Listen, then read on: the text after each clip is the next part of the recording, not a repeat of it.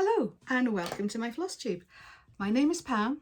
I'm Ditsy Daisy Crafts here on YouTube, Flosstube, and also on Instagram, and I'm delighted to have you here. Whether this is your first time, welcome. It's really nice to have you. I'm glad you found me. Or if you're a returning visitor, welcome back. It's really nice to have you here. The fact that you've come back is fantastic. Loving it. Thank you. If you are returning, it would be wonderful if you would hit the subscribe button. That would make my little heart very happy. And if you want to, you can hit the bell. You can ring my bell and have alerts sent to you whenever I post a new video to let you know that I'm here. And of course, you're always very welcome to like and comment. I'm loving the comments. I spend hours reading them and replying, and I'm loving getting to know some new people from all over the world. There are some really awesome people out there. I have to put my hand up at this point and confess that in the past I have not always been very good at liking, commenting, giving kudos when it's due, and giving the support and encouragement when it's due as well. Now that I'm on the other side of it, I recognise even more just how much it means. In the past, I have been terrible for watching Flosstube on the TV while I'm sitting stitching. I'm just kind of flicking up and down between my stitching and watching as I go. The problem with that is that you can't really comment or do anything when you're watching it on TV. And I'm very good at thinking, right, I must go back and comment afterwards. I must remember to do that. I really enjoyed that. I need to go and say hello and say, I love what you did. And then forgetting about it, because I'm really good at forgetting about things. But now I have discovered that I can watch Flosstube on my iPad, throw the picture onto the TV, and then swap over from the YouTube app to Markup RXP, which is where I tend to do most of my stitching from. Either that, or I'll sometimes take a photo of a chart so I can zoom in if it's not going to be something that's going to go into Markup easily. Sometimes scans and that don't go in quite so easily. But now I can do that, and that way I can flick back and forward, and I can go to the app and I can like and comment and subscribe happily without relying on my memory. So I apologise for not being a better viewer in the past. That's why it's not an excuse, but I have learned how to work around it now, and all is good. So let's crack on. We've got a lot of cover today. I hope all is well with you and that you've had a good month. It's been, what's it been, a couple of weeks until I saw you? I think I kind of got out of kilter with when I was doing it, or no, was it the start of May? I haven't got a clue what day of the week it is, what day of the month it is. I tell a lie, I know what day of the month it is. It's Tuesday and it's the 3rd of June. I'm quite impressed with myself. There's been a lot going on this month in real life, so I haven't had the opportunity to stitch as much as I would like, although with what I'm about to show you, you would possibly question that and think I've had lots of opportunity. So I'll crack on to that in a minute. I'm just going to apologise now if we have a distraction at some point during recording this. This is the afternoon that the window cleaner is due to come and have a scoosh around the windows on the outside. He tends to rock up when he feels like it. It might be the day he's scheduled, it might be a couple of days later, it might be a week later. But just in case there's a funny noise in the background and I'm looking very distracted, that'll be why.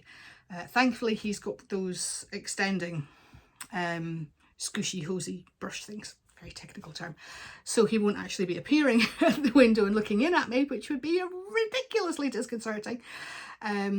But there might be noise in the background.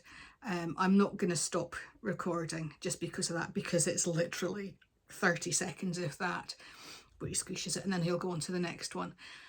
So it shouldn't be too much of an interruption, if indeed he does appear, because who knows. Yeah, not a clue. But just while I'm talking about that, am I the only person who hides from the window cleaner?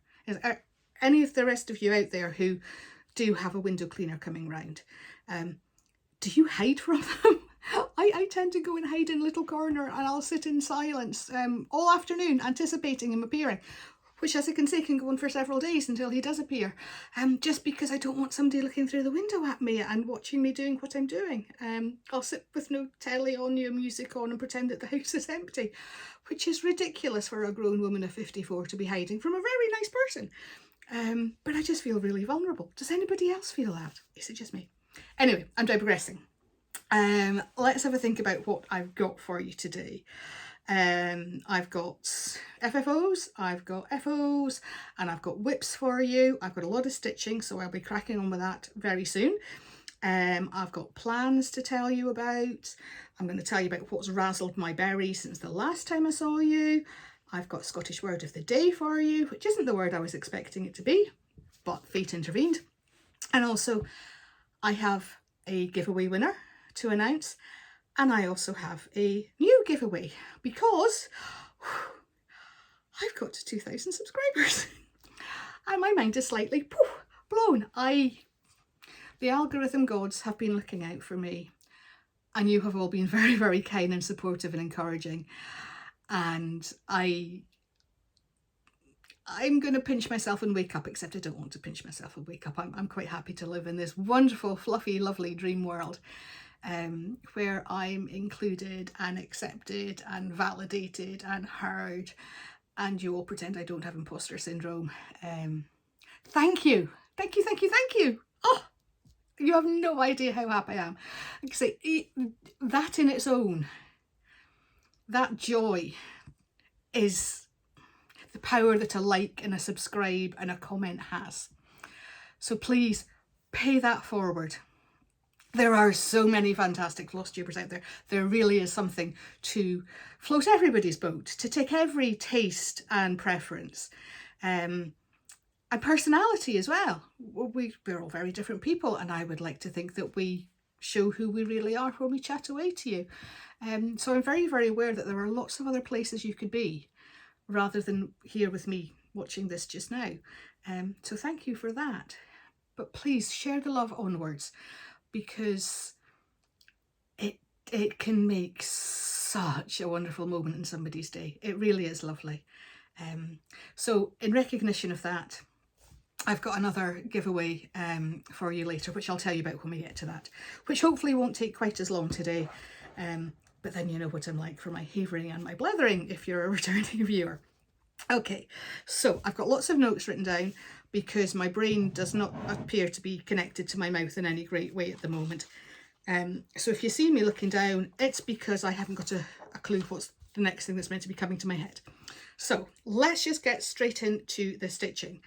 And I have a lot for you today. Last month was all about the pastels with Easter and spring. This month we've had a lot of black. I have been celebrating halfway to Halloween and have been stitching Halloween, bar a couple of projects, all month. And everything you're going to see today, everything I have stitched this month has been a new start.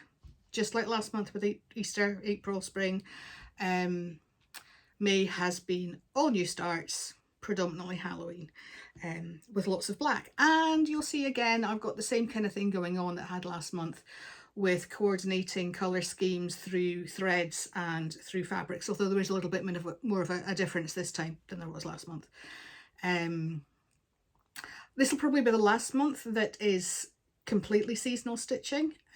I'll talk about that more in plan, so I'm thinking of shaking things up that I'm doing. It's been an experiment the last couple of months, and I need to find a compromise between different things, but we'll get to that in plans. So I have got 21 stitchy projects to show you today.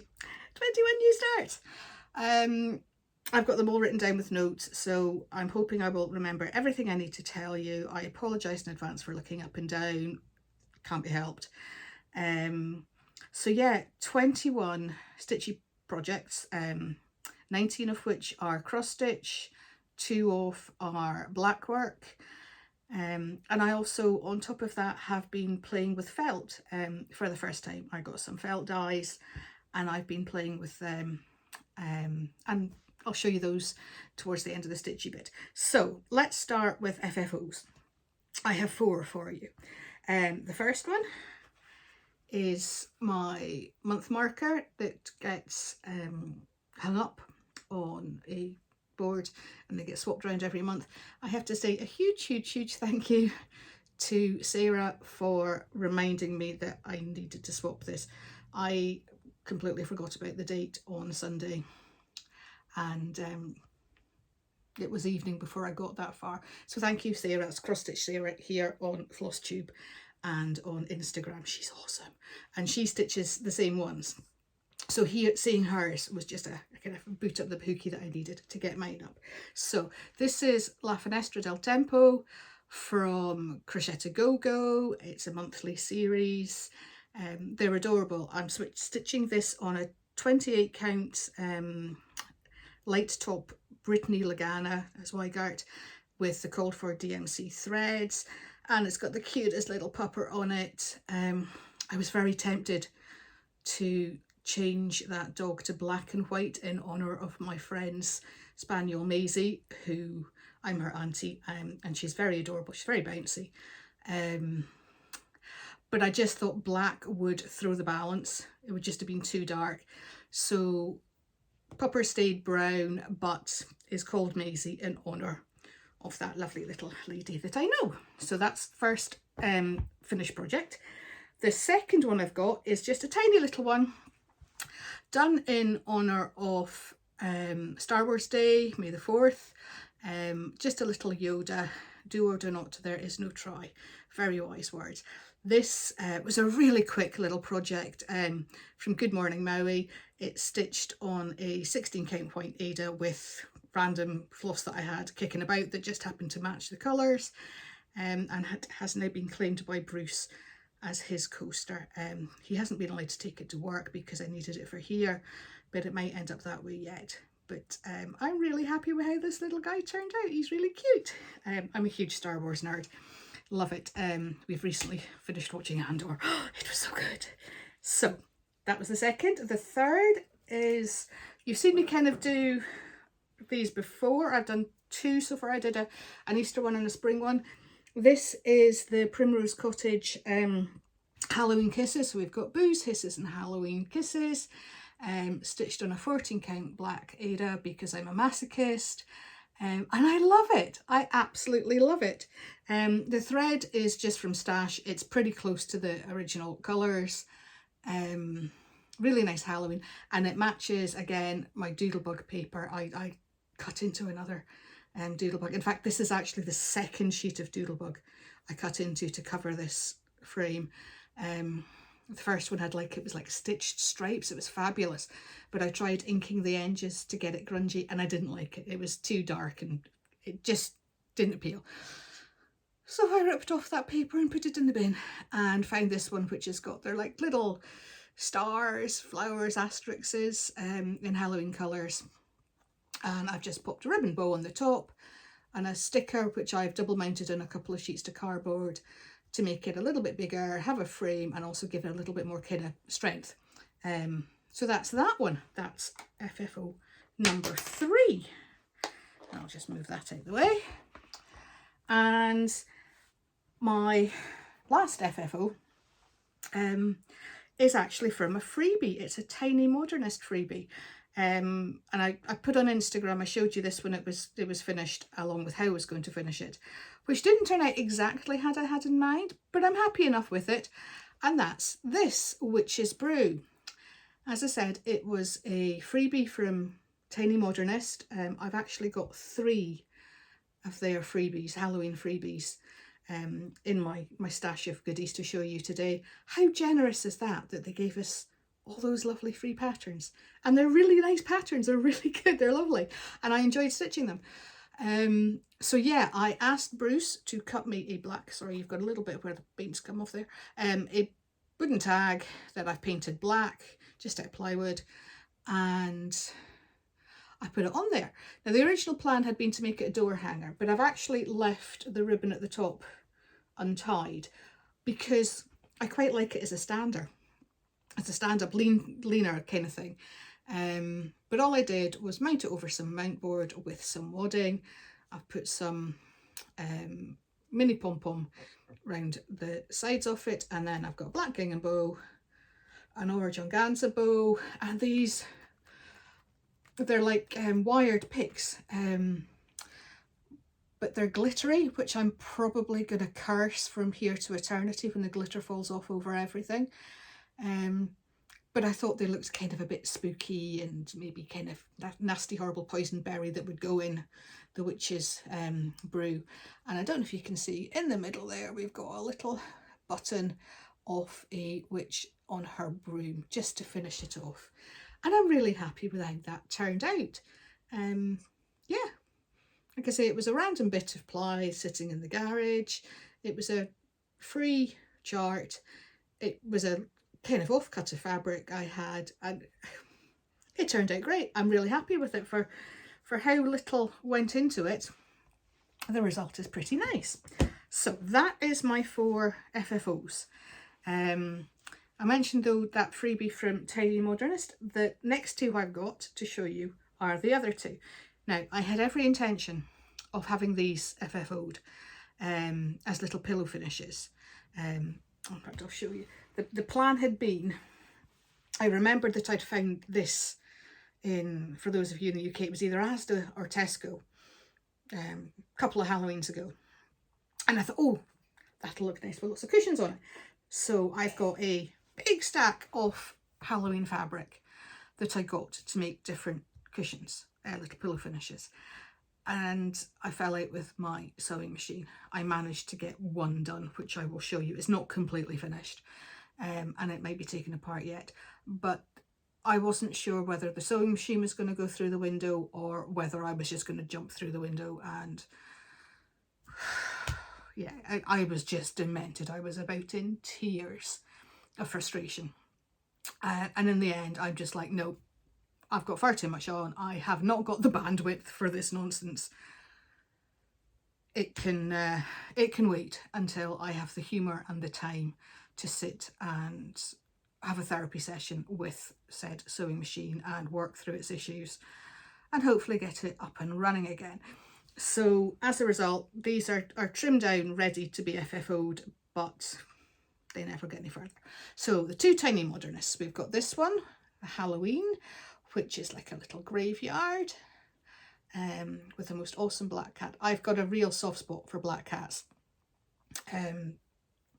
I had a very, very, very awesome black cat called Sprogpaws, Sprogoletto, all sorts of different things, but he was Sprogpaws. I've never known a cat like him. He was just the best friend I could ever have had. He was very, very cherished and very precious. So I've got a thing about black cats. So I couldn't not do this one. But he's got a cute little ghost, and there's some tombstones and some pumpkins. And it's only little. What is that? Did I make a note of it? No, I didn't. I'm telling you lies. It's only very little. Again, with random floss from Stash. This is a 28 count. Let me have a look. It's Dusky Sky from Fabric Flair. It's a kind of mottled, kind of moody grey sky. Which I'd used for, I don't know if you saw in my first video, I did a Halloween banner and there was lots of offcuts left because it was long and thin, so there was the other side of the bit of fabric. So I decided I would use them up. If there's a bit of fabric sitting there, I would like something on it. So that's why all these little smalls tend to get done. So that is that one. And the other freebie from Tiny Modernist, thank you very much Tiny Modernist, is this one, this cat and a pumpkin, who I just love. Same fabric, same random threads, use the same threads throughout to again get that cohesive appearance when all these things are displayed together. And oh look, there's a black cat, what a surprise. I wasn't sure whether I liked the pumpkin. Again, he was a bit bright. If I should maybe have done the 2 oranges the other way around. But no, I like it. It's got punch. It's fun. It's cartoony. It's not meant to be realistic. So yeah, that is going to turn itself into a little pillow finish. Another one, which again is on the same fabric. This is the last bit of this fabric I've got, I think. No, it's not. I'm telling you lies. This is from Stitch with Coffee Designs. Oh look, a black cat. Are you surprised and shocked? It's a very friendly looking black cat, just like my little Sprog was. Again, same colours, pulled from stash, same dusky sky fabric. This one's a little bit bigger. The other ones I'll probably put little fabric sides or bits on. This one will probably just be made into a cushion as is, with just a back put on it. But I'm really pleased with that one. I'll talk more about Stitch with Coffee designs in a minute, because I've got another one to show you.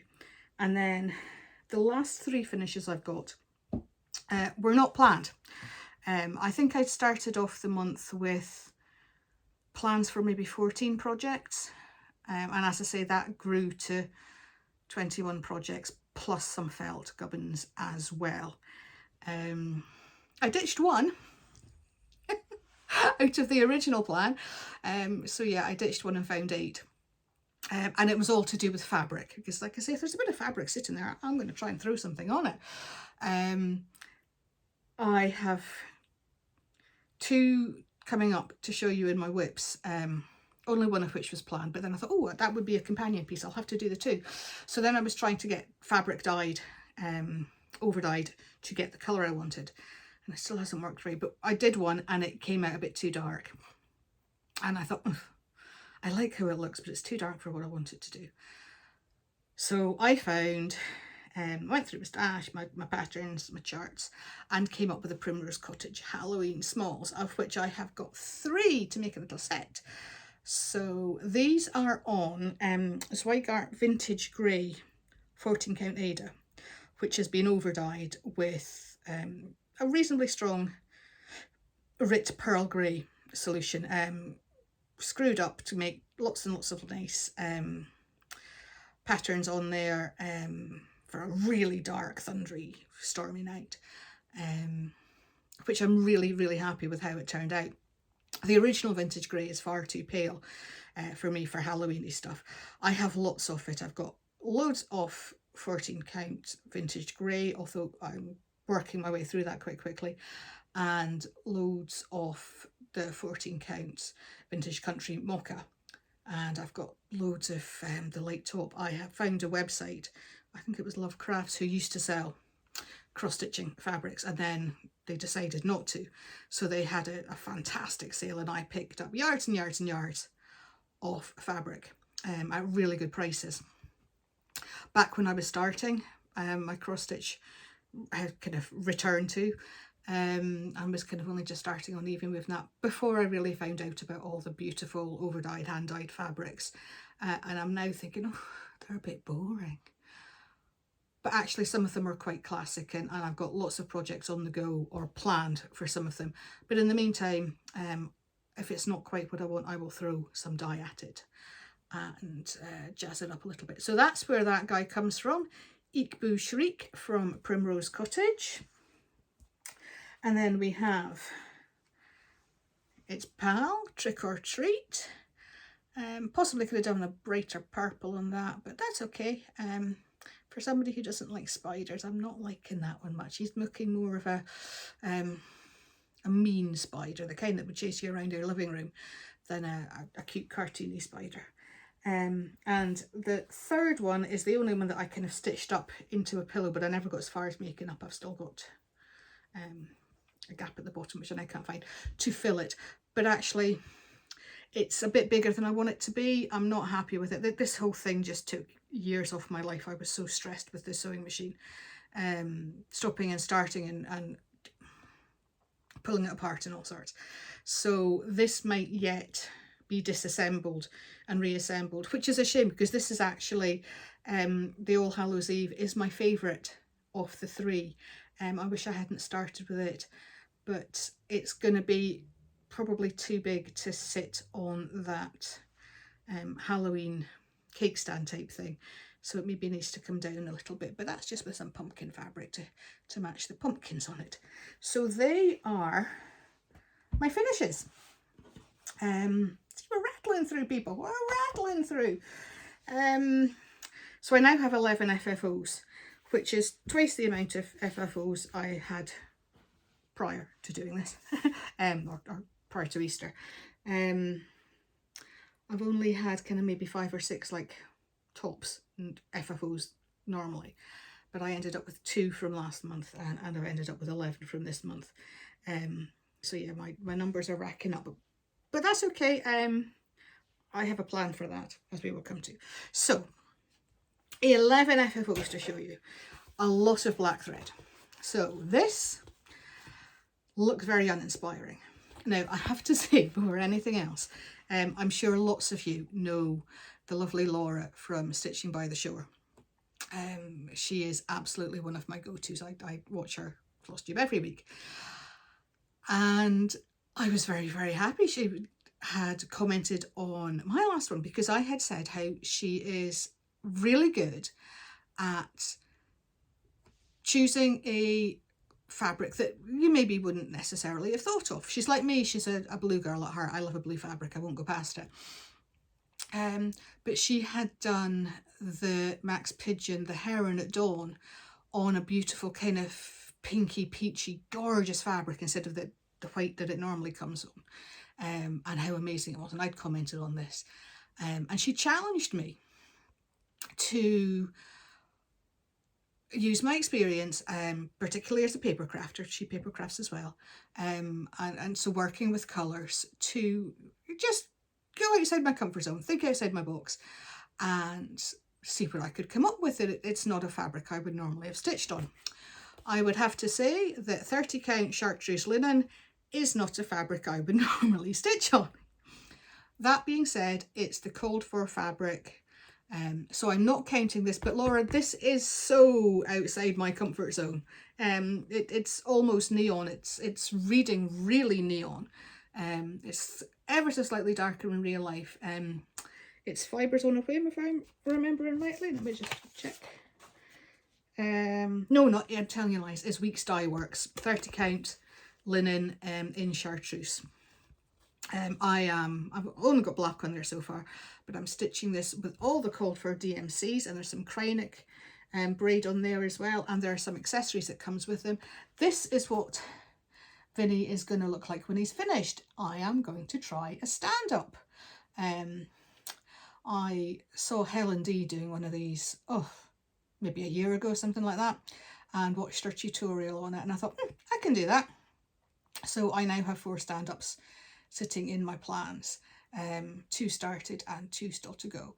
So he comes with buttons and all sorts of little gubbins, but as you can see, that is his called for colour. I'm thinking of Vinny as a bit of a man about town. He's reminding me, oh no, what was his name in it? John Travolta in Saturday Night Fever. I'm just kind of seeing him strutting around his vampire's castle with that kind of attitude. So that is Vinny. Let me just move Vinny out of the way. And as the saying goes, behind every good man is a great woman. We've got Betty Broomstick, who is the same. This time she is on 30 count Carrot, by Weeks Dye Work. Again, linen. This is my first time, these two, that I've ever stitched on linen. I was always a bit kind of put off with the slubs and the inconsistency and unevenness of it. For as much as I am a creative mind, I do like order and symmetry and balance and that kind of thing. So that the kind of randomness of linen has always been a bit, don't fancy that. Even though the colours that you get in linens are fantastic compared to how often even weaves tend to be muted. But that's okay, I just throw dye at them and make them brighter. But I actually really loved stitching on this. It was much more pleasant. It's a 30 count, it's quite a loose weave. I would say I enjoyed the Carrot possibly more than the chartreuse. It's possibly just the little bit that I've got. There are some, I don't mind the slubs, but there are some bits where the weave of it is so fine, I'm frightened that that strand is going to break, because it's hair thickness, which I'm finding a little unnerving, but it's a joy. It's like stitching through clouds. It's like a hot knife through butter, I suppose, would be the cliche they would have made. But this is Betty. I will show you again her finished stand-up, because she comes with lots of goodies. Let me see if I can get that angled right. She's got a broomstick, She's got all sorts of wonderful bows. She's got really frizzy hair, like kind of tinsely hair. Again, she's got craneck braid for those boots. They're sparkly. She's lovely. So yeah, I know I'm not going to get any of these finished, possibly this year. Maybe, I don't know, maybe a couple of them. But I'm really excited to get Betty and Vinny sorted and together to celebrate their love for Halloween. So that's it. This is the other, oop, she says knocking everything. You can't really see that yellow very well. Stitch with Coffee designs that I was talking about. I love this. I'll show you the photo of it so that you know what I'm talking about. This is it here. Can you see okay? See, that's no light coming through. All the black cats are Sprog.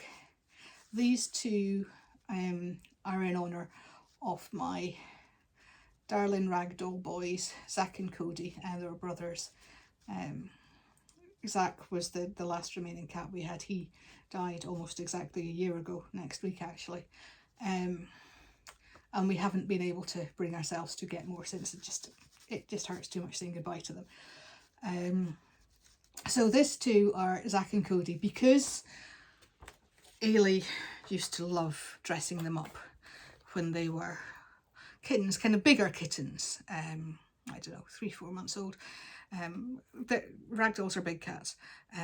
They were the right kind of size for her to dress in her Build-A-Bear clothes, which they were incredibly tolerant of. They're very sweet-natured as a breed. So they were always used to having her dress them up. And then when they were older, they have Christmas jumpers, or they had Christmas jumpers, my apologies. And they had some Christmas costumes. I can't speak again today. And they had Halloween costumes. Cody was a cute little pumpkin. I should have dug out a photo, I'm sorry. And Zach used to go as a spider. They had a little hat that went on top, and he had little pipe cleaner legs that stuck out the sides, and it drove him nuts. But they used to actually really enjoy dressing up in their costumes. Bizarre little furballs. So yeah, this with one of them dressed up as a skeleton and one of them dressed up as a ghost, that just made me think of my boys, Zach and Cody. But this, I'm saving doing the cats until at the end.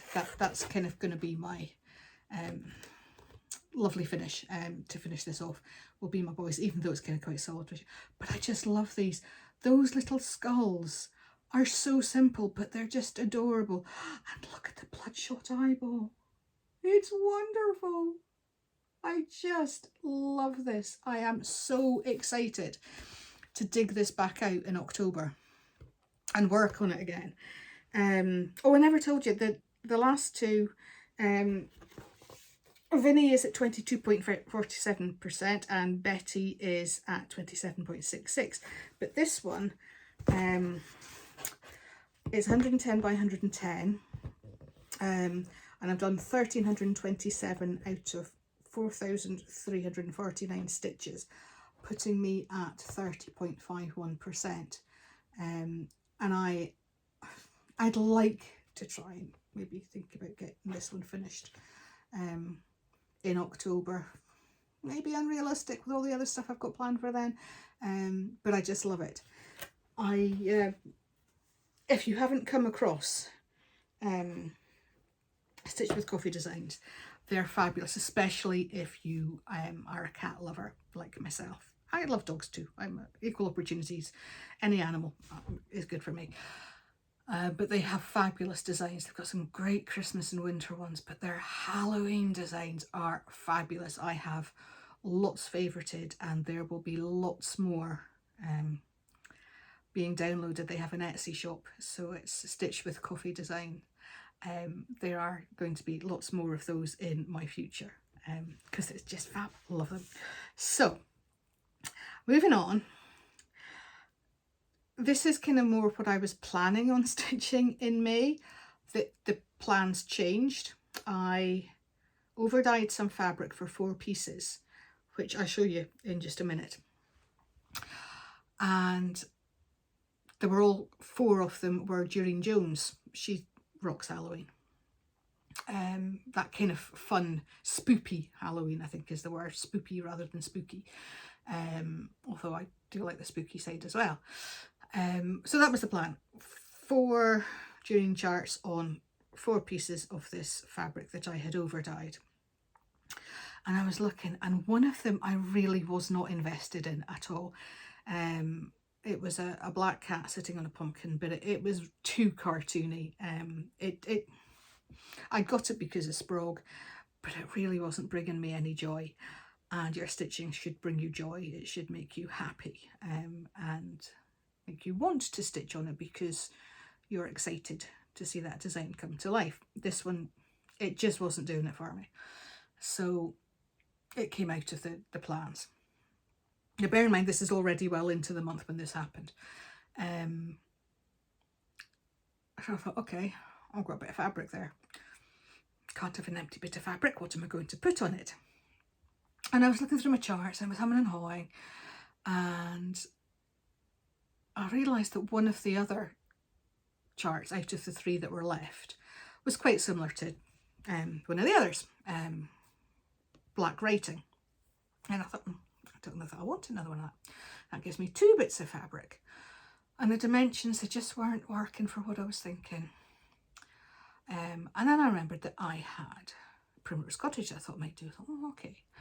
And then I went and I found something else that had been on my wish list for a very long time that just was going to fit perfectly. So that was 2 new projects added to the list that I hadn't planned. Just like that. But in the meantime, one of those Durand Jones, as I said, it was originally meant to be on the blue, but it got pulled. And I thought, I still want to stitch it. So I went back to my vintage grey. And I thought, okay, I can do it on that. It's Ada. I actually enjoy stitching on Ada. I much prefer the appearance of even weave, but Ada's really comfortable and easy and no thought, and counting is so much quicker and easier. And I'd been stitching on this 32 count, this blue that I'd over dyed. It's really tight. It's been dyed so many times. It's tight, and it was hard work on the eyes. I thought, yeah, bit of Ada, that'll work nicely. And then I realised that there was another chart that I hadn't bought. It wasn't sitting in my pile, but it was almost the same dimensions. And I thought, I could do a pair. They would match quite nicely. So that's what happened. So I'll show you them individually, and then I'll kind of speak to them together. So we have got this one, which again, it's the vintage grey, the 40 count Zweigart Ada, and this is the Durand Jones Ghostly Halloween. So work nicely on that nice kind of dark background. So that had originally been meant to be on the blue, but no. That design is, let me have a look, that one is 110 by 205.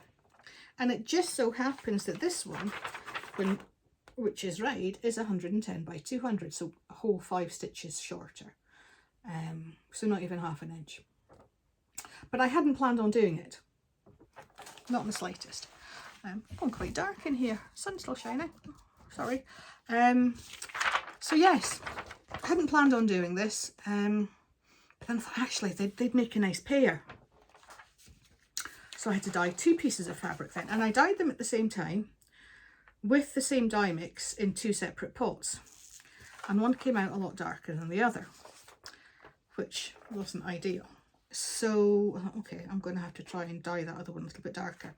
And I went too dark, which is how I got this fabric to do those 3 smalls. And actually, if I'd thought what I was doing with the smalls, I could have laid them out better and still had fabric to do something else as well. So I ended up having to dye a 3rd.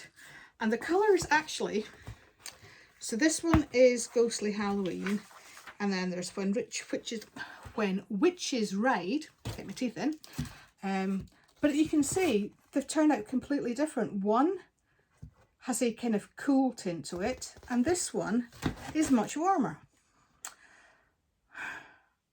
And at this point I thought, I'm not cutting more fabric and I'm not dyeing another bit just in case.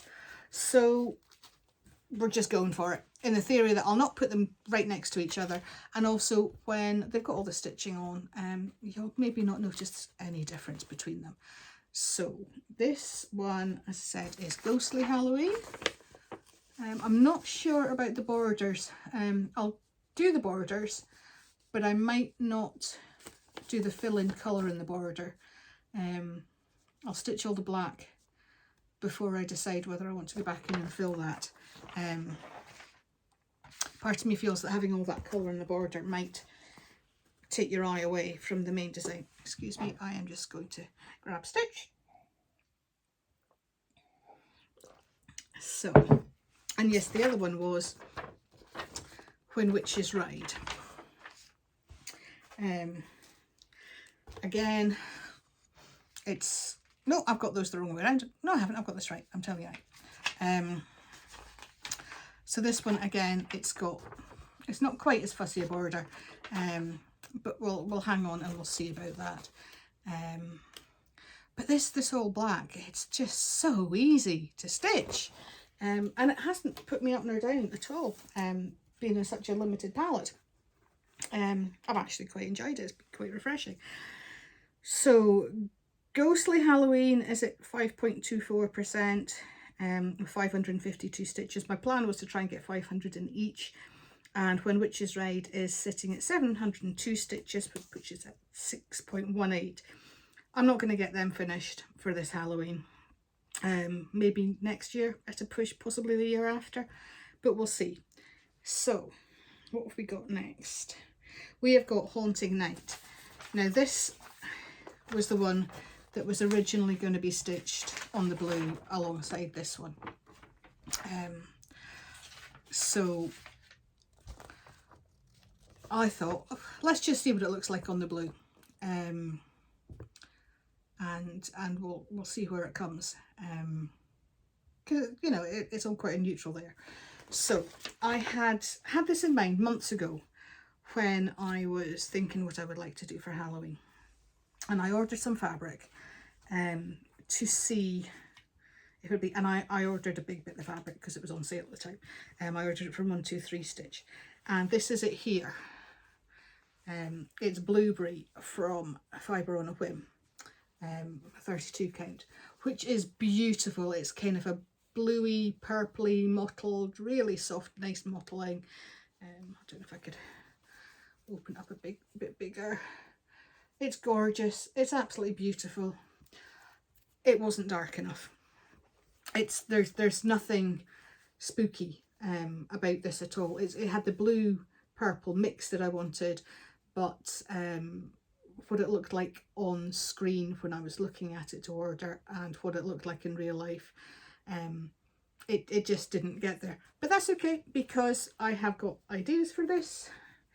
I'm thinking, rather than doing on the cold fours like so many people are and they look beautiful, I might push the boat out and try this too on it, because I had a look and white pops beautifully on this. And there's space for at least another one, if not two, if there's any more in the series. That would be lovely. Thank you very much. Hinted. So that's the base fabric. I then went at it with blue and purple Rit dyes, playing until I got it kind of where I wanted it. I did all 4 bits of fabric at the same time in separate containers, but with the same dye lots. So they're pretty cohesive. Try to do lots of mottling and scrunkling up. So for this one, as I said, Haunting Night, which is this one, is going on this. And our light really isn't great considering how bright a day it is. I don't know how well you're seeing that. But I am loving how it looks on here. It's not an easy stitch in that the fabric is tight and it's hard to count. It's dark and it's small holes. All those over dyes have definitely done a job on it. It's, you know, all that boiling water over and over and over again has definitely squished it tighter, but I'm loving how it looks. I'm just doing the black on it just now, and then I'll come back and I'll add the colours. Again, I haven't decided about the border. That's a really fiddly footery border. It's got the black outline and then it's got orange and yellow inserts into it. I'll probably stitch the border the black, and then I'll possibly just leave it like that rather than going around and putting in the yellow and orange infills. But that's a future me decision to make.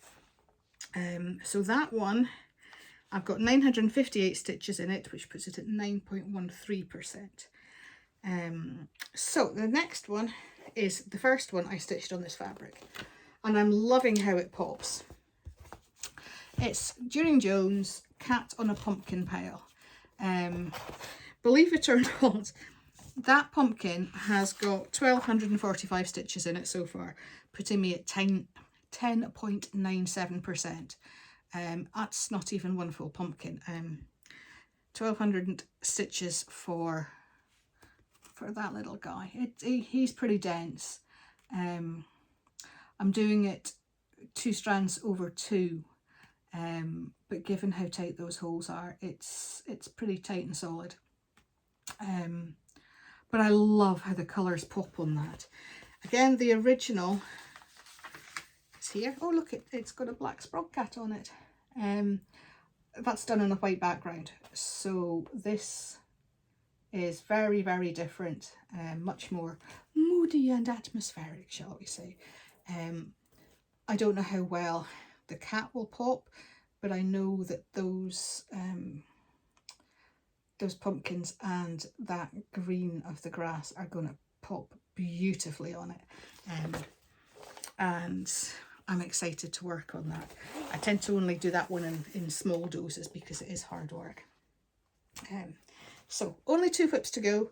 The next one wasn't planned at all. It was one of the ones that I'm just like, oh, I've got that big bit of fabric that I wasn't going to see sitting, and I have been wanting this chart and its kind of companions for quite a while, ever since I first saw them.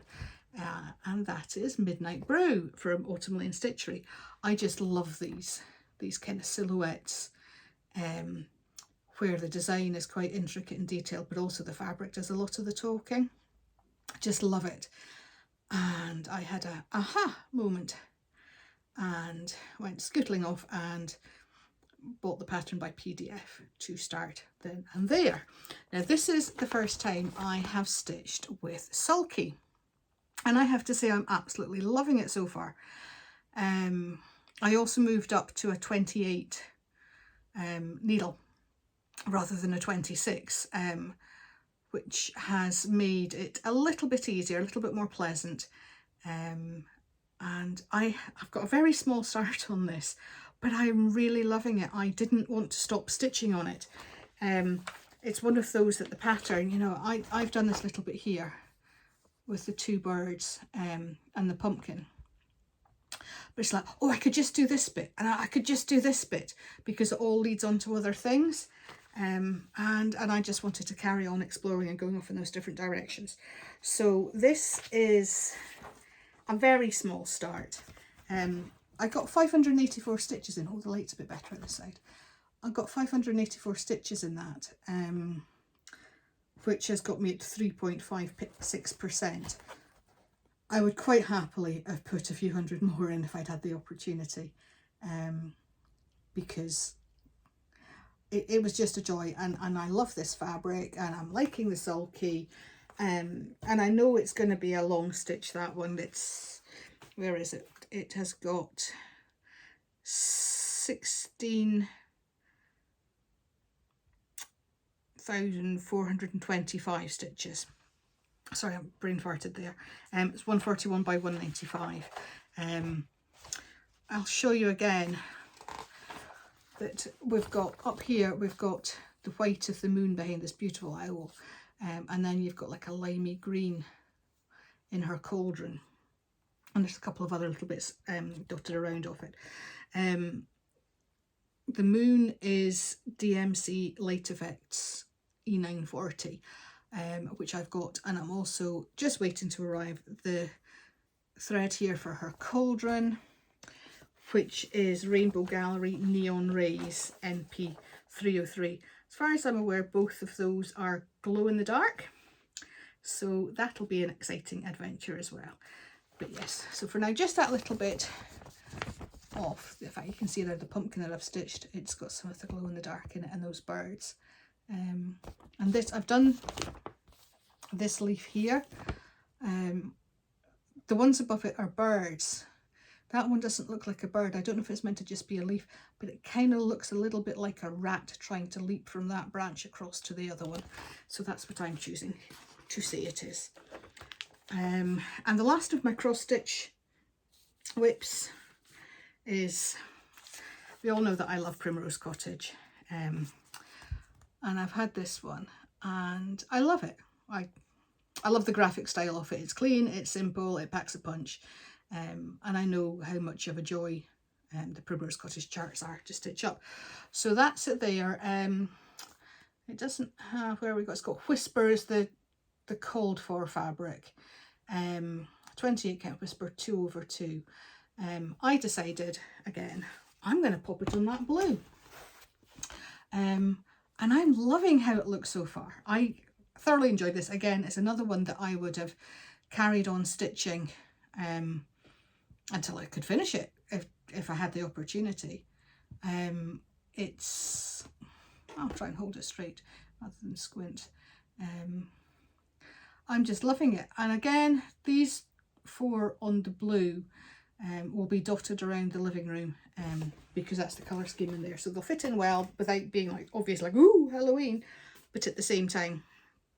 But they'll be spread out.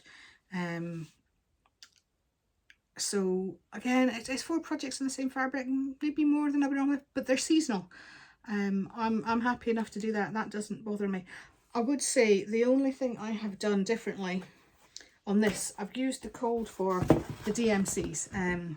It does have Weeks Dye Works options and a classic colour work, but I just thought DMC is fine by me. But because it's on that darker background, I've swapped out 2 of the colours. I've swapped out the darker of the 2 purples. I've swapped it from 327 to 552. There isn't any on here yet. Just, you can see it. There's 2 purples in the chart itself. So it's the darker one. And the green I have swapped 732 for 166 just to make it pop. The original green is a kind of darker, more mossy green, which would just have been sludgy looking on this blue. So this has got a little bit more kick to it. I'm loving that cauldron. So that is all my cross stitches, all my whips. I do have another couple of whips to show you. Again, these were not planned. I was looking on the Steady Thread website for some new Blackwork charts. I can't believe the response that those Blackwork pieces I did in my first video they got. Everybody, or not everybody, but lots of people raving about them, and I've since found some other people who like to do Blackwork as well, which is wonderful. And I thought, actually, I really enjoyed stitching those. I'm going to go back and I'm going to do some more. So I was nosing around, and I think I ended up between Steady Thread and Peppermint Purple. I ended up, I think it was at 12 or 13 charts. Oops. Most of them are size, but there are 2 which are the size of the big one I did. What was that? Was it about 16 inches square? And again, rainbow colours, fabulous. Huge commitment, but I'm really looking forward to this.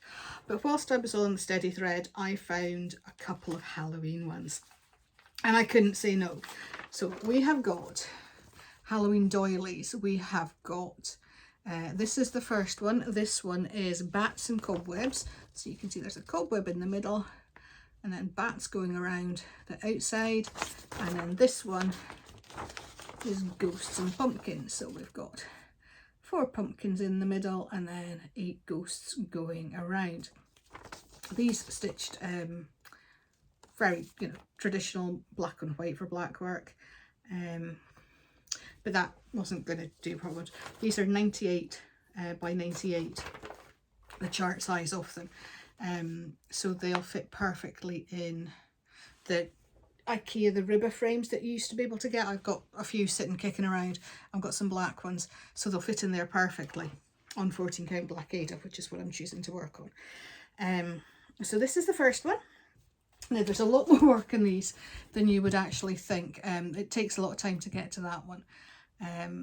So I wanted to do like a section that you'd be able to kind of see that a bit of what the whole thing is going to look. So you've got the spider's web in the middle, then you've got these are almost kind of like flowers, and then you've got the bats that are going to join going round, 8 of them, and then you've got the border around the top. So loving that. I am doing that one with DMC 208. I'm doing two strands of that DMC. I would normally only do one, but with it being on the black, one would maybe have disappeared a little bit. So to make it pop a little bit better, I've done the two. Blackwork I prefer doing a single strand. It's just a little bit crisper, a little bit cleaner. But I like that. And I will get back to that. I kind of like forgotten how much I enjoy blackwork. It's similar. You're counting holes and squares, but you're stitching in a very different way. And I just love it. It makes you kind of think in a different way, and yeah, thoroughly enjoyed it. So, and then this is part of the pumpkins and ghosts one. Now I made the mistake of trying to stitch some of these intricate bits with Flosstube on. That was a mistake. There is so much going on in there, with little bits branching off in random directions. It comes together as a pattern beautifully, but when I did this one, I didn't do it here where I did all of the outline and then came in and did the middle, which is really quite stitch intensive. I kind of like worked my way up, and that was a little bit more complicated to do. I'm just looking at that. I think yes, I've missed a line going across there. I'll need to go and put that in before I tuck it away, just so that I don't forget. But again, I wanted to try and do a bit of it all. So you're going to have pumpkins going around, 4 of them, and then there's going to be 8 ghosts going around with this kind of bouncy border. I'm not entirely sure about the ghost's face, if I'm honest with you. It makes me think things that I don't really want to be thinking about, but we'll not talk about that. I'm not convinced. Part of me was thinking, oh, go and fill it in, go and fill in the eyes and the mouth. But I don't want to. I want to have just the outlines. But that's where I'm at with that. Hours and hours worth of work still ahead on those. It's going to be a while till they get finished, especially if I get involved in those other projects. So that is all my stitchy kind of counting thread stitching. So then I played with some felt. I'm going to rattle through these really quickly for you. These are a mixture of, I've got some Benzie dies, Benzie design dies, and some Posh design dies. I treated myself when we were over visiting Ailey in Florida back in December, because the carriage and the import duty for things coming into the UK is quite scary. That being said, I have got a parcel waiting to come across just now, but that's beside the point. So these are Benzies, and these were the first things I ever made. Little ghosts. Now, if I were to do these again, I'd do them differently. I cut their faces out of the white and put black behind, but you can see the black through the white felt. So in future, I will cut out eyes and a mouth and stitch them on. We've got a little bit of bling on both of them because, you know, every good ghost deserves a little bit of bling. So we've got those. And when I was making those, I couldn't help breaking strain of a Kit Kat when it comes to restraint. I was thinking of Christy from Java Girl Stitches and her Pinkoween. She does the most amazing pink Halloween decorations, Pinkoween. So I had to do her a couple of little pink ghosts. This one we've got hands out, and this one his hands are in. The joy of being able to mess around. The little one and the white one doesn't have any arms. So there's those. Now I have to say, I struggled a bit with the felt. I've had these for a while and I keep putting them off using them because I was like, what if I don't do a good job of it? Oh, they're so precious. I just want to look at them and stroke them. And then I was like, get on with it, woman. You know, you've been so excited about these, you invested so much of your savings in them. Get on with it and do it. And I found it quite difficult. I'm finding it's a learning curve. I'm so used to being able to pick up my even weave or whatever and just get on and go, that it's going back and starting from scratch. And I've been really quite disheartened with how some of it has turned out. And I've not enjoyed it as much as I thought I would, which has upset me in turn. I'm trying very hard to think. It's a learning process. You've got to just crack on, practice, practice, practice. You will get better. And I am noticing that. But it's not as easy as it looks. I'm not stupid. You know, I've got an idea of what I'm doing. But to get good results, it's not as easy as it looks. I'm finding the felt kind of like, because it's a fibrous, it kind of, parts of it disintegrate. I'll show you a bit of it. Oh, the skeleton, which was particularly bad. And just getting used to seeing that I'm putting the stitches in the right place.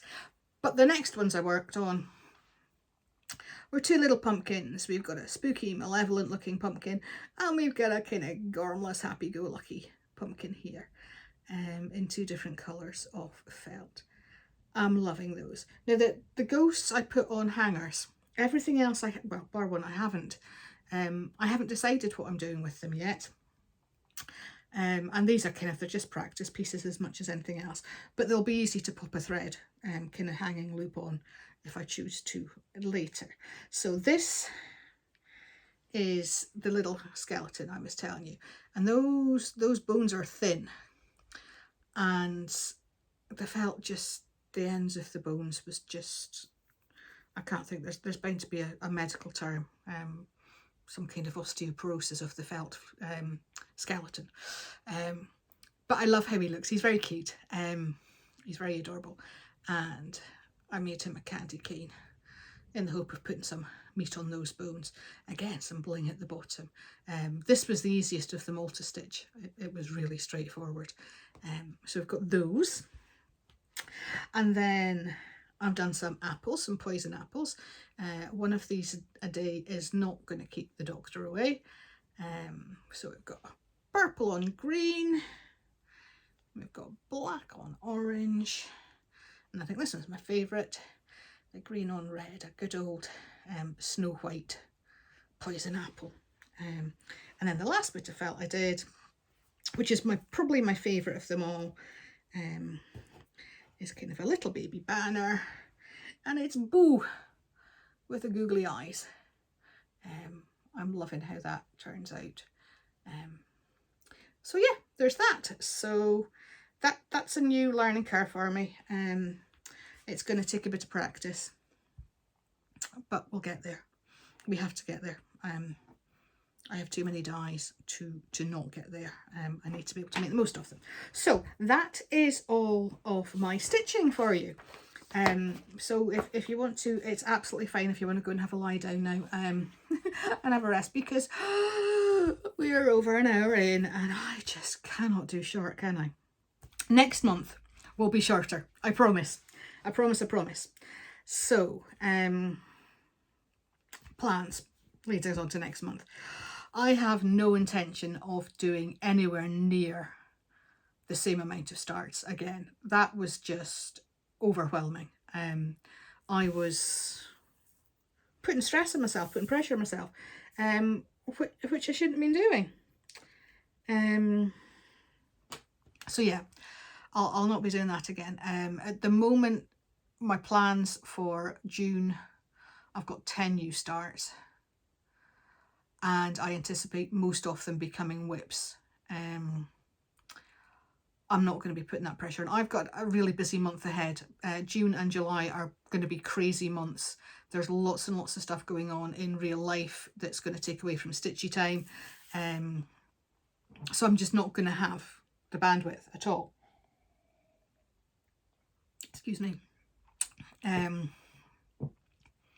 So at the moment I've got 10 starts planned. one of them I've actually finished already. It was a teeny tiny little one. I think if I can get 3, maybe 4 finished, I'm calling that a win for the month. Some will become whips into general rotation, some will get tucked away for a little while to come back to in the future at some point. So if you've seen my last couple of videos, you'll know that I've been swithering about how I wanted to approach my stitching, because I want to stitch all of the things all of the time and have them all ready and up on the walls now. Thank you very much. And that's not remotely feasible. Up until April, so when I started filming actually, when I did my first video and I did my kind of, it wasn't a whip parade, it was what I previously finished parade in 2025. At that point, I think I possibly had 4 or 5 whips on the goes. Yeah, maybe 5, I think. And I was happy with that, more than happy. And then I got all excited about seasonal stitches, and I kind of went over the top for Easter and spring. And I finished most things. I FFO'd most things actually, and I only have 2 whips carried forward from that, which I'm more than happy to put away. But I was so busy doing all that seasonal stuff that I didn't get any work done on my normal whips, and they're the things that I would like to finish and have up on my walls in my home to enjoy on an everyday basis, not something that comes out for a few weeks at a time. I love holiday decor and tier trees and all that kind of stuff, but it's transient, and I was neglecting the stuff that would actually be there all the time that I was really excited to have up on the walls. And then I got carried away with Halloween again. So I've had a conversation with myself and had a good think about it, and I've decided on my way forward at this point. I am going to have whips, but I'm going to have them in 2 categories. I am going to have like my everyday whips, and then I'm going to have seasonal whips. And the seasonal whips I'm not going to worry about. If I pick them up for 1 month a year, that's fine. If I make 5%, 10% progress on them in that time, that's okay. I can live with that. But I'm not neglecting those other things that I really want to finish to do all the work in them. That being said, June, I'm not really going to be cracking on with those things. July, maybe more, I'll get back to them. So this is kind of more of a transition month. I will still be doing seasonal stitching. I've got too many projects lined up not to be doing it, but I'm not going to be going hell for leather on the seasonal stuff and neglecting everything else. So the plan is to try and find a balance between the two, to work on the whips that I've already got, and then to gradually, maybe 1 a month possibly, add in the other projects that I really want to do and have up on the wall that aren't seasonal. That's the hope. So that's my aim moving forward. With that said, I'm having a bit of a theme month again, kind of, in June. I'm going to be working on Raccoon June because I love a raccoon. I've said that before. I love a trash panda because I don't have to deal with them at the end of my garden going through my bin causing chaos. They're just really cute and lovely, and yeah, I could have one of those. So Raccoon June, I've got a few projects lined up for that. I've got my normal monthly month marker one to do, and then I've got a couple of projects that are ones that I would like in normal rotation. In fact, I've got 3, one of which is the Cottage Garden Sampling Raccoon, which, yeah, I've got 2 of those, one done, one halfway done, that one, and then I'm going to get the wolf chart. I'll come back to that later. So yeah, it'll be up for normal, as will some of the others actually, but I've got 2 which are not raccoon related. I've got the Rainbow Bridge for all those beloved fur babies we have lost. I'm going to start that on the 1st anniversary of losing Zach, in the hope that it's cathartic. Still miss him like crazy, miss all of them like crazy, but I'm hoping that's cathartic. So that's the 11th of June. I'll be starting Silver Creek Samplers, I think it is, Rainbow Bridge. And then the next day, the 12th of June, is Ailey's birthday. Obviously, she's still in Florida just now. But I'm going to be starting the Robin Pickens, oh, what's the name of it? I can never get the name right. It's the spring blooms. It's the beautiful bright blooms on a dark blue background.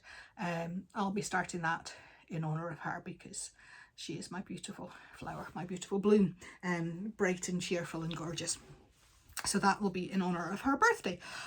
So they will be normal ones that I'll be working on all the time. So that's the plans moving forward. If it's anything like this month, they could be fluid, but I am pretty determined that I'm going to be sensible and not get myself as stressed, because like I say, the next few weeks are crazy busy, and I'm not ripping myself in all different directions trying to do it all. So let's move on to what has razzled my berries since I last spoke to you. Lots is the answer.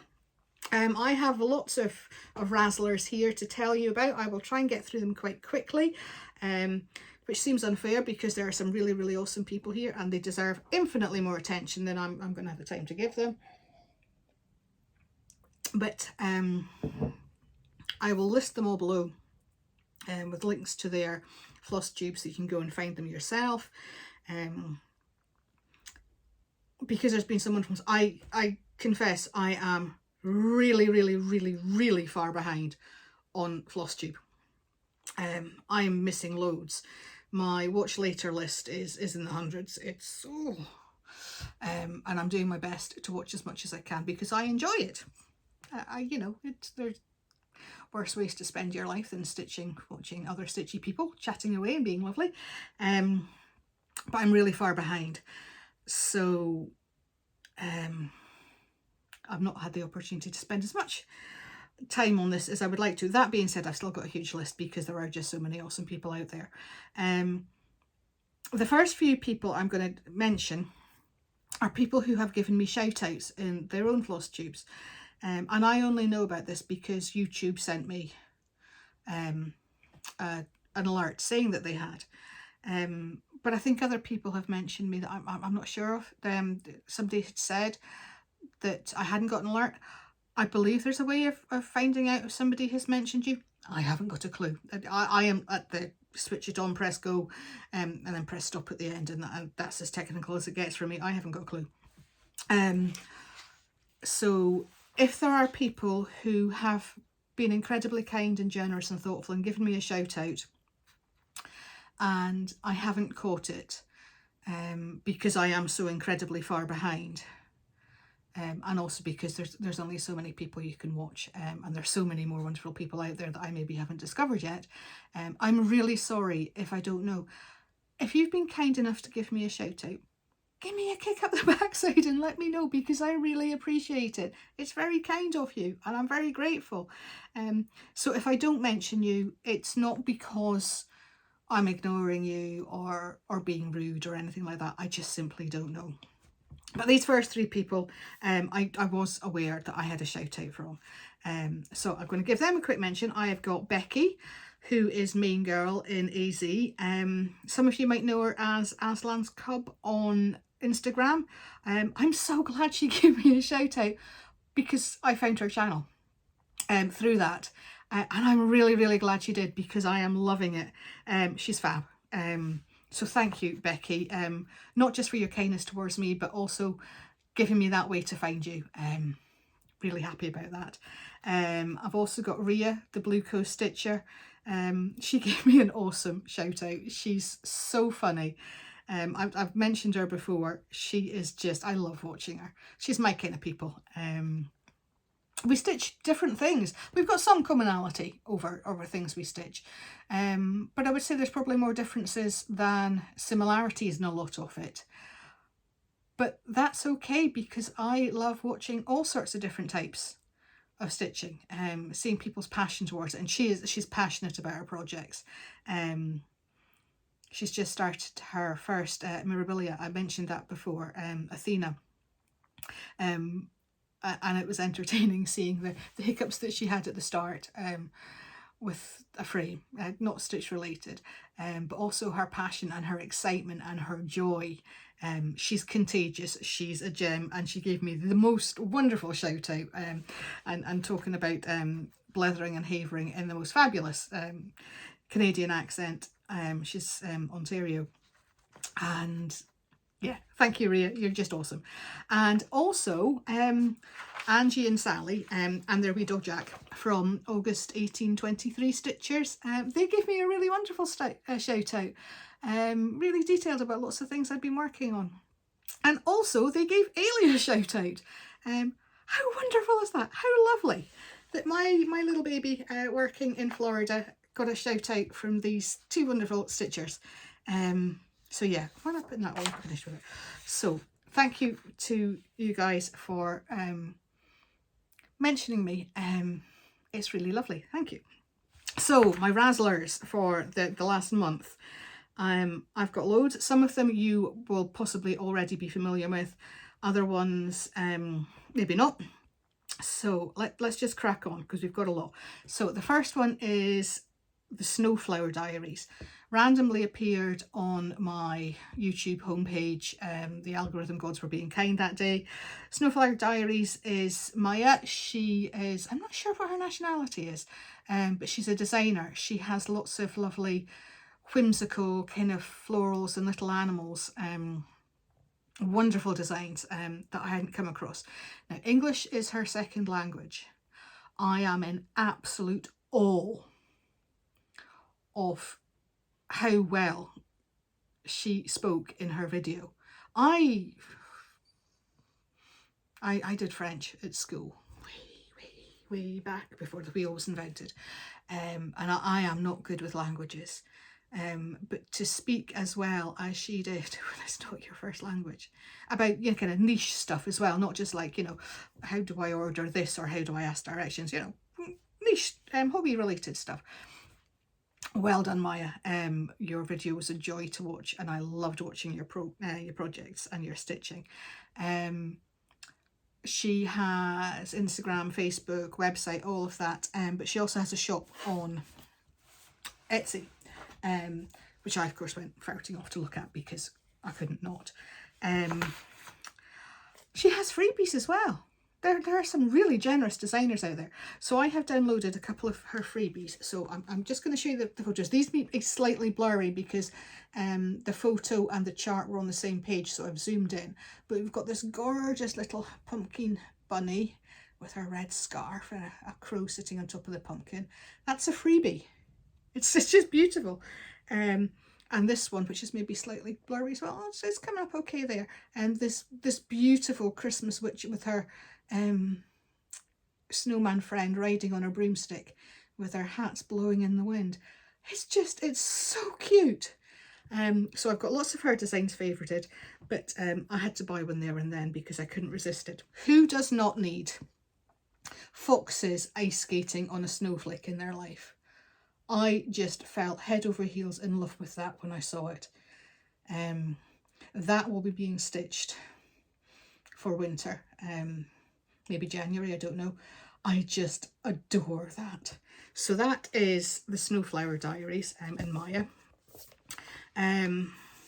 Next person I've got on my list is Jason from Jason Cross Stitches. He's a reasonably new stitcher. I'm sure lots of you will have come across him. He's freaking awesome.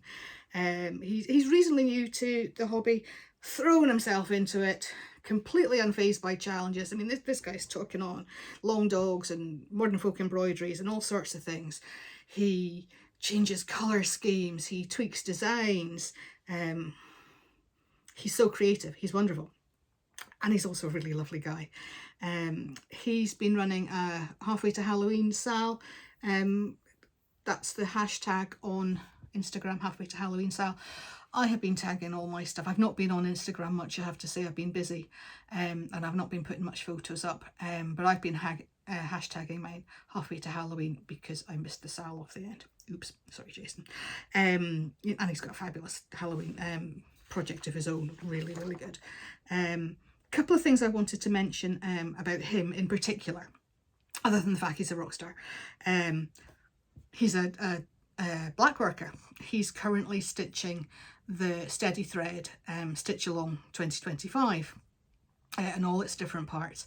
And I encourage you to go and look at it because it's fabulous how he's doing it. He is taking it in a different direction with colour schemes and that. It shows just how incredibly versatile Blackwork is and how for a really quite prescribed pattern you can make it look completely different. And his is lovely. And we've kind of like spoken about Blackworky projects and all that as well. So that made me really excited. And also for anyone who might be interested, he did mention that he's thinking about how good it would be to have like a cross stitch round robin. So if that's the kind of thing that would appeal to you, he's your guy. And to be honest, he said that he would be okay with organising that, and he's the right guy to do that. He's got this creative mind, but he's also very organised. I mean, gotta love somebody who loves a spreadsheet. That's me, Jason. I like that kind of the creativity mixed in with the organisation and the kind of the admin organised side. So if something like that would appeal to you, I'm not sure how it would work for me here in the UK. To be honest, I'm not sure if I would do it because I've got so many projects I want to work on of my own that would take time away from them. But at the same time, I remember doing circle journals as a scrapbooker when you sent it through and there was maybe 10 or 12 people worked on it, and it was really lovely when your one came back to you to see all the things that had gone into it from all those people that contributed. So it's a lovely idea, having like a round robin stitch. But if that's something that you would be interested in, Jason's your guy. That's Jason Cross Stitches. So next person I've mentioned in passing already is Christy Java Girl Stitches, with her Pinkoween with the little ghosts that I did, that kind of I was inspired by her. I've mentioned her before, how much she inspires me. Her finishes are just fabulous. She's a really prolific stitcher, and her decoration is just, she's out of this world. But I'm giving her another shout out for two reasons. Firstly, she's back after a bit of a break from doing Flosstube because real life gets in the way for all of us, and she had other things that absolutely took priority. But it's really lovely to see you back, Christy. You were missed. So there's that, and also she does amazing finishing and presentation. I've mentioned that already. You need to go and see her Primrose Cottage stitching rules, the recent chart that's come out. She has converted part of it into a stitching case, and she's got lots of things inside that she's stitched and decorated together with lots of different motifs. It's absolutely awesome. So go and find that. It's just, it's brilliant. It's so good. That really excited me. See, there's another chart that's on the list of things that I want to do. Right, moving on. Sarah, the Northwood Stitcher. If you've watched my last couple of Flosstubes, you'll know that I love a voice that I can listen to. I love a nice voice, and Sarah's one of those people. I could listen to her voice for ages. She's fab. But I wanted to shout out a couple of things that she had posted. Now I think she's possibly had a couple of new Flosstubes since the one I'm talking about, and I've not had a chance to watch yet. She posts kind of weekly, and I'm so far behind. But in the one I'm talking about, you'll be able to tell from the thumbnail by what I tell you. She's got two projects in particular. Now, you know that I, like a lot of you, like a good pigeon coop, Max Pigeon design. She's done one that I haven't actually seen finished before. It's Lakeside Twilight. It's the kind of the sunset on a black background. It's glorious. It's absolutely beautiful to see it kind of stitched rather than just a photo. And she talks about how they go to camp. I'm assuming that they must have like a cabin or something somewhere. She talks about going to camp. It's like somewhere they'll go for a weekend or something, and how they have a water view through the trees, and how this view in this particular stitch is quite reminiscent of the view they get, and she shows a photo, and it's beautiful to see it kind of relate to her real life. But it's an awesome stitch, and it's on my list of things, the pigeon coops. And the other thing that she had in that was a Dimensions kit called the Guardians, and it's a couple of wolves peeking through the trees. It's absolutely stunning. It looks like a really challenging stitch. She's a really accomplished stitcher, so that's not going to be an issue for her. Maybe a challenge, as in it's a bit of time consuming and a bit of hard work, but absolutely nothing she can't do. It's beautiful. She's quite well on with it, and it's just stunning. And if I was a braver woman, I'd possibly give it a go myself. The Dimension Wolves, all of the kits are just gorgeous. We're actually going to be doing a wolf walk in the next few days. So I kind of wanted to do a wolf project to commemorate that. And like most of you, it's going to be the Cottage Garden samplings, the wolf, the first of the new Year in the Woods patterns. It just seems really fortuitous timing. I haven't ordered it yet because I know I'm not going to get to it for a few months. And actually, when we're away, I'm gonna get to go to a real LNS. 2 of them. There's 2 within about 20 miles. They're like 700 miles from me, but that's okay. There's 2 within 20 miles. Seems very unfair. One of them needs to move more north. But my hope had been that I might be able to find the chart there, because then it's got like more memories. More of a kind of souvenir kind of thing. But her wolves are just, they're dreamy. So she has loads of different stitches. She's also a kind of a thrifter, an antiquer, that kind of thing, where she goes and finds lots of wonderful gubbins. So if that's your thing, you'll absolutely enjoy that side of it as well. But speaking of the wolves, the next person I'm going to mention, which has disappeared from here, oh no, I can't read my own list, is Jenny from Jen's Stitching Corner. And the wolves were just an aside, but it seeked nicely there. I got really, really, really excited when Jen's thumbnail appeared on my home screen.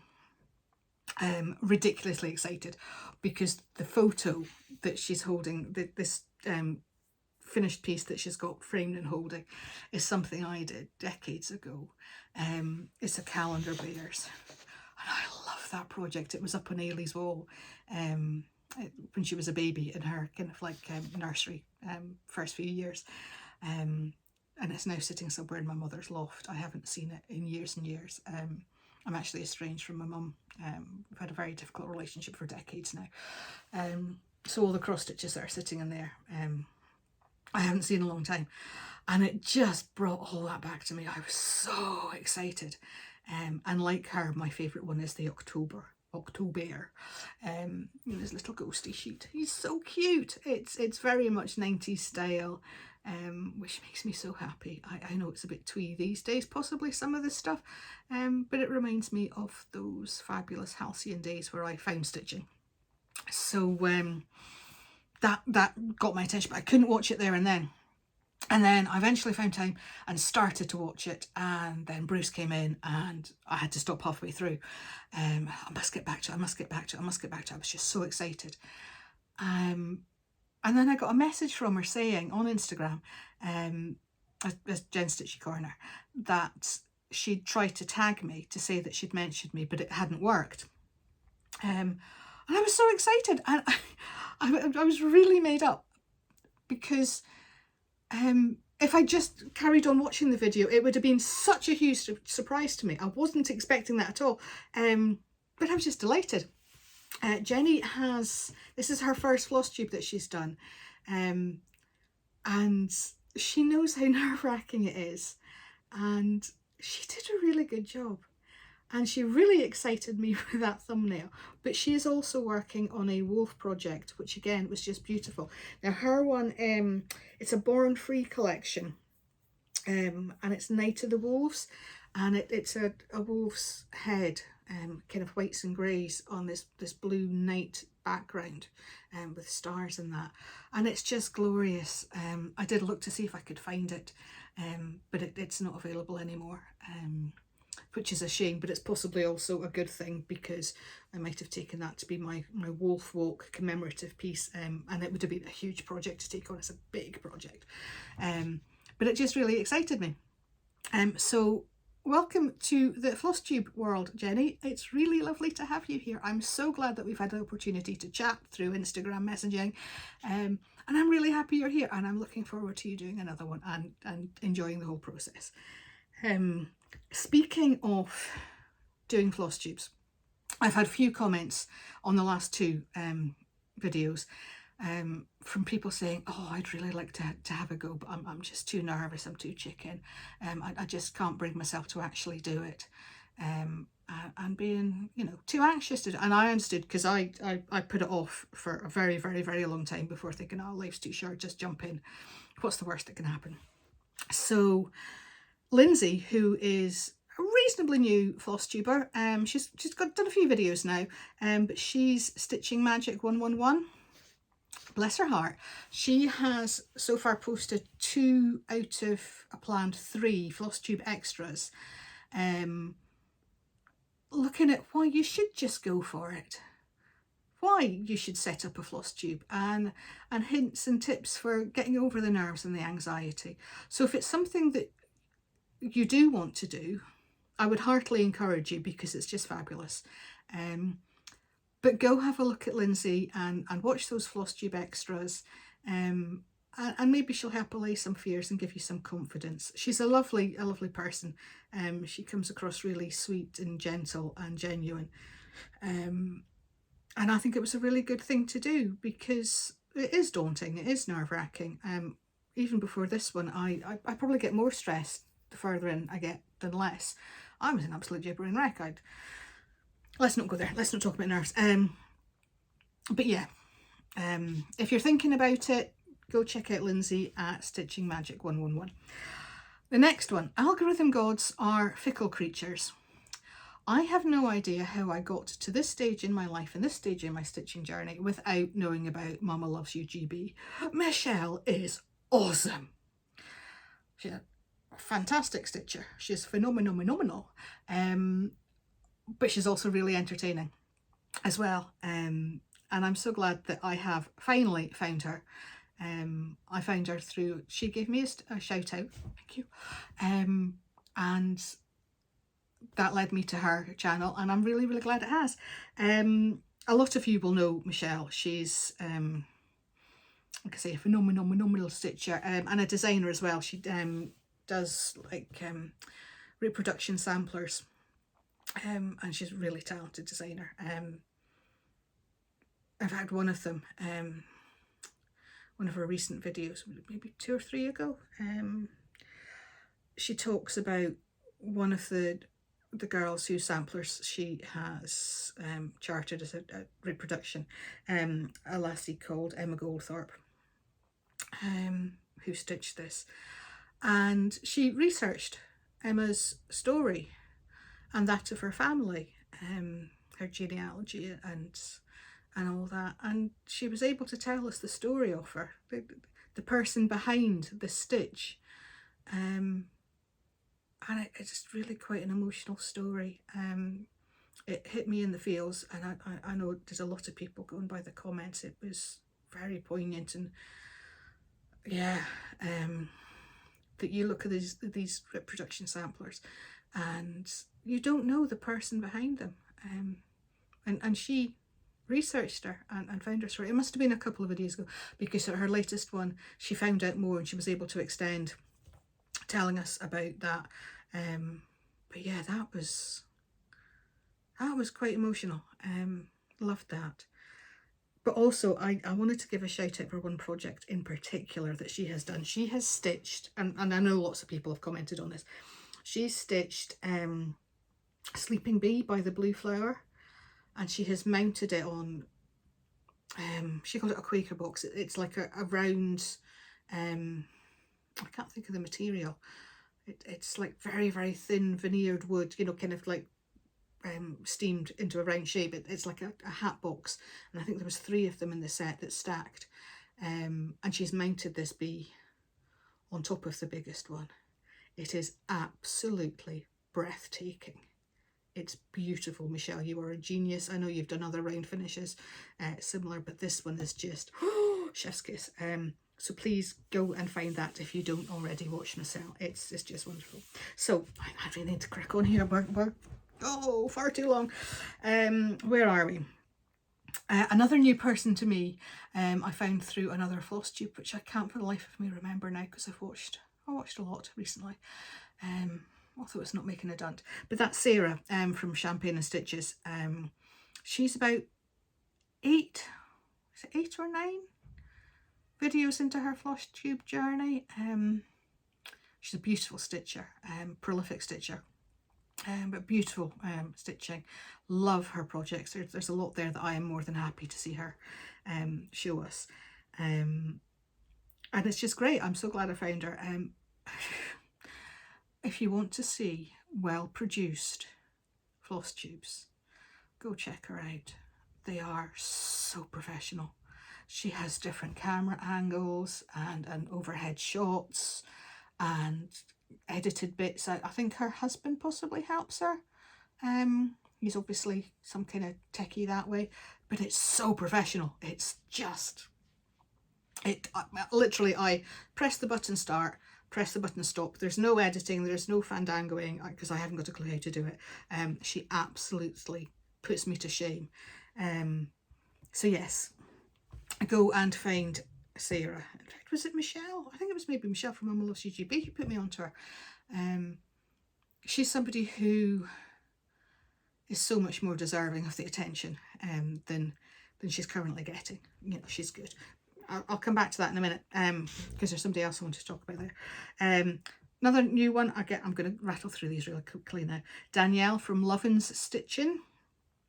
All you need to do is watch the intro of her latest floss tube, and you'll know why I like this girl. Her finishes are fabulous. Her displays are fabulous. She is my kind of person. She does some bigger pieces, but mostly they tend to be small, mid-size, and she finishes them fabulously. And yeah, you see all that kind of stuff in the intro before she even starts talking about her projects. Yeah, that's I could have my house looking like that the whole time. I'd be delighted. And more impressively, she does all that while still having little people in the home. You know, she's got like a toddler running around and that kind of stuff. She's phenomenal. I would quite happily, you know, when Ailey was little, get through the day and be glad to sit down and not have the brain power left to do anything productive.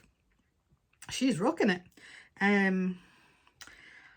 Another new one, her first ever floss tube is Catherine from Accounting My Stitches. I stumbled across her by accident. Really glad I did, because she has different projects from what we're maybe used to seeing. I know across the Flosstube universe, a lot of us tend to work on the same things. We've all got different tastes. Some of us are more Quaker, some of us are more heritage samplers, some of us are more modern. But you see a lot of the same kind of projects, the same kind of designers coming up. Her projects are different. They're not the kind of thing that you would normally stumble across on Flosstube. She's got a beautiful one with like is it a compass with coral? Never seen that before. And she's got like countries, and she's got like one of, is it Iceland? And then there's one of a state. Yeah, just different stuff. So if you fancy having a look at something different, go find Catherine, Accounting My Stitches. It's her first floss tube. Good job, girl. Okay, just quick shout outs. I want to give out a massive shout out to the lovely, wonderful Charlie Feathers for reaching 2,000 subscribers. How it's only just happened, I don't know. The algorithm gods have not been kind to her. She should have had that a long, long time ago. Certainly long before I did. It's weird how some people get a spotlight, and I absolutely didn't deserve that spotlight. She does. And I'm really, really chuffed for her because it's absolutely well deserved. So well done, Charlie. I'm really, really happy for you. And I'm not trying to be condescending or anything there. in saying that. I promise you it's genuine. I'm proper chuffed for you, love. And the next one is somebody that, again, a lot of you will know, Andrew, the runner stitcher. Andrew, his stitches are fabulous. He's fabulous. There's lots and lots of wonderful good things to say about Andrew and his stitching. But that's not why I'm here to talk about him just now. Most of you, or some of you, I'd like to think probably most of you, will have heard that he is running a marathon in August. And has got everybody doing this whip into shape, where they're stitching along through his training. Now, I have to say, I'm not doing it because I've got so many projects that I've been working on that I couldn't dedicate to one project monogamously to do the amount of stitches on an everyday basis kind of thing. But I just wanted to shout out how amazing it is that this entire stitching community, you know, there's so many people doing this, and there's a hashtag, I think, whip into shape, that cross stitchers are not traditionally marathon runners, let's be honest. We're not. But yet we are absolutely embracing his other passion and encouraging him and supporting him as a community. How freaking awesome is that? That is what Flosstube is just awesome at. I commented to Stuart from Stuarts and Stitches that the closest I would ever come to a marathon would be a Snickers bar. For those of you who are not in the know, that's what a Snickers used to be called. It was a marathon in the UK until I think it was about 1990. I learned that through watching an episode of Unforgotten recently. But yeah, they used to be called marathons here in the UK, and that is the closest I will ever come to a marathon. And I'm sure there's a lot of us in the same boat. Couldn't run the length of myself. But everybody is absolutely behind him, encouraging him, and using it to spur on their stitching as well.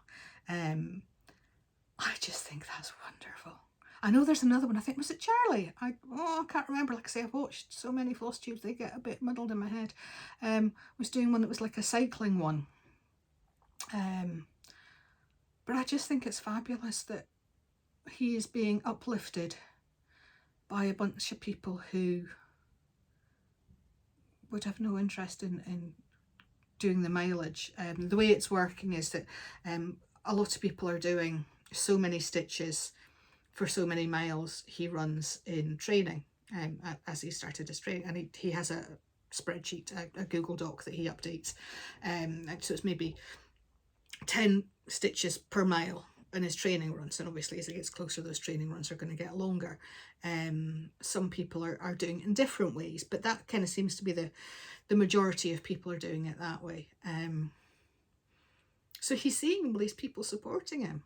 Every step he takes pounding along the pavements or whatever, he knows he's got people stitching along behind him. Maybe doesn't help with the stitch, you know, the real stitch that he gets in his side. But I just think that's just a wonderful example of this community. So thank you, Andrew, for bringing everybody together in a very, very different way. And the last person I want to give a shout out to, I've mentioned before, because she's somebody that her voice I just love. And that's Barbara from Stitching and Tea with Bee. Barbara's not been feeling too great recently. I just wanted to send love to her and a big get well soon. You're missed. I hope you're feeling better. Come back to us when you're able. Not before then. Focus on yourself. But I'm thinking of you and I'm sending good wishes your way because you're a lovely person and I really want you to feel better soon. So that's all my razzlers, all the people who have razzled my berries. There's another long list. I need to start maybe doing these videos more often so that I can get the, oh good grief, yeah, we really need to get the time down. Let's rattle on quickly. Scottish word of the day, guddle. This was not going to be my word of the day for this video.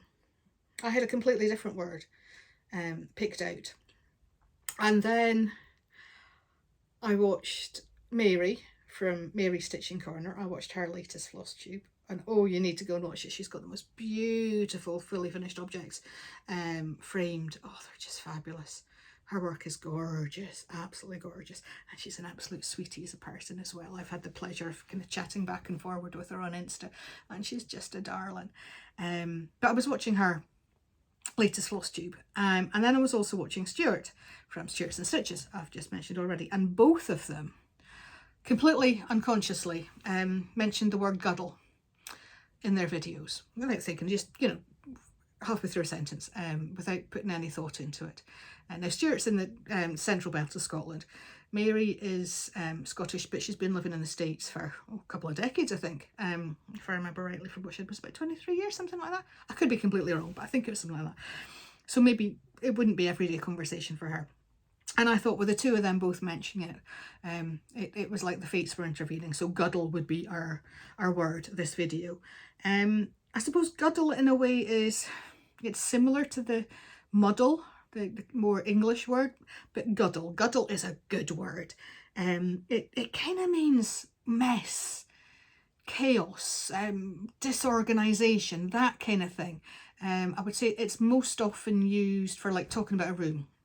You know, very, very true for me. My craft room is a guddle. If you could see what was happening behind the camera, you'd know exactly what a guddle was.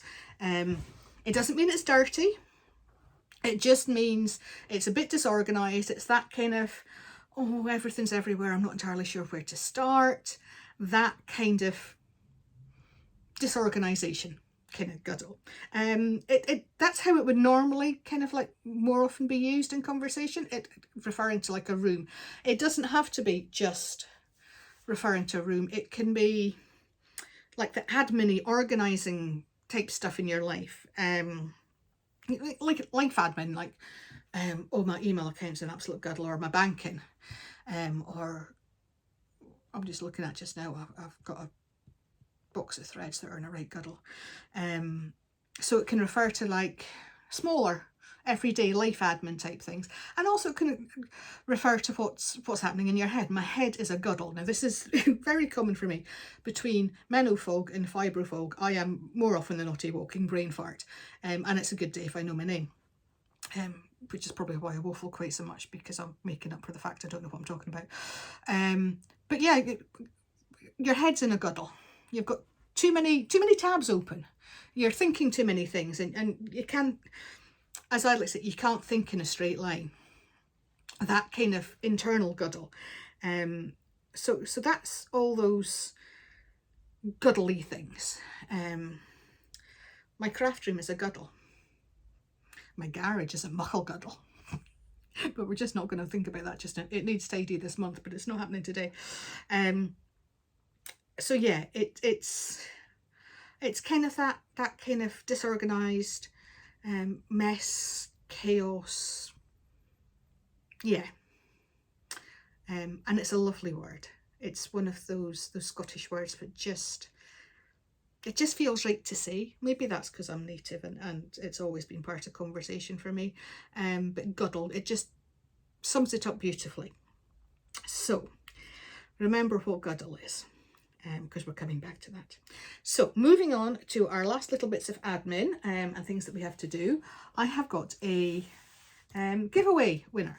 The last time I did a giveaway for the Un lapin dans mon jardin, badly pronounced, I'm sorry, chart that I had worked on last month, and I had lots of entries for that. That one was where you use the word blether or haver, which was my Scottish words of the day for the last video. And I have a winner for you. It is, now I hope I say this right, it's WAC or WAC Lilu 8, which YouTube tells me is Wendy Conway. That's it there. I don't know if you'll be able to see that. Congratulations, Wendy, you have won that chart, and I am delighted to send it to you as soon as I get the opportunity. If you could drop me your contact details below, I'll put my email address at the top of the notes after this. Drop me a wee message saying hello, it's me, and I'll get that sent out to you as soon as I can. So that's last month's giveaway. I'm doing another one this month. I'm not going to do one every month, but I can't not celebrate getting 2,000 subscribers. That's, yeah, like I say, it's kind of mind-blowing. So this time I am going to give you the set of 12. So there's all 12 months there of the Cottage Garden Needleworks sampler of the month, January right through December, which I showed you them all my finishes back in my first floss tube. So I will send all 12 of those out to you. If you could be a subscriber, I would appreciate that. You need to be over 18 so that you can give me your contact information. And please don't use the words giveaway, prize, draw, any of those kind of words that take the trolls out, because we don't want any trolls here. Thank you very much. So to win those, all you need to do is, again, we're going back to primary school and learning your words and using them in a sentence. Just say something with guddle in. Doesn't have to be anything fancy, but just use today's word guddle, in the hope that if you use it once, you might just remember it and it might come in fitting at some point in the future. So yes, I will leave that open until midnight British summertime on the 30th of June. Yes, it's 30 days this month, isn't it? So the 30th of June. Where I will then draw at random from the comments. I figured I'd hate to use the random draw selector. I learned something new this month. Go me. So yeah, that's everything. These videos just get longer and longer and longer. I will be shorter next time. I promise you. I promise. If not, you can have a kidney. You might only get a little bit of it between all of you. But thank you for bearing with me this long if you have. I very much appreciate it. I thought, oh, I'll rattle through it this time. It'll be much shorter. I lied to myself. I'm sorry. But some of you seem to enjoy it. So thank you. I know sometimes we want a long, blethery floss tube, and sometimes we just want a quick one that'll just fit in before we've got something to do or we're going out or whatever. This is one of the longer ones. I will endeavour to stop talking. I should probably start doing that right now, shouldn't I? So I shall say goodbye for now. I hope life is kind to you. I hope you get lots of stitchy time. I hope you find lots of things in your life that razzle your berries and put a smile on your face. We all deserve that. And take really good care of you. I hope to see you again soon. It'll probably be the first week of July. I'll be back. And then I'll maybe see about trying to do these every couple of weeks so that they're not so long. We'll see. I'm not promising. But take care of you until then. Bye-bye.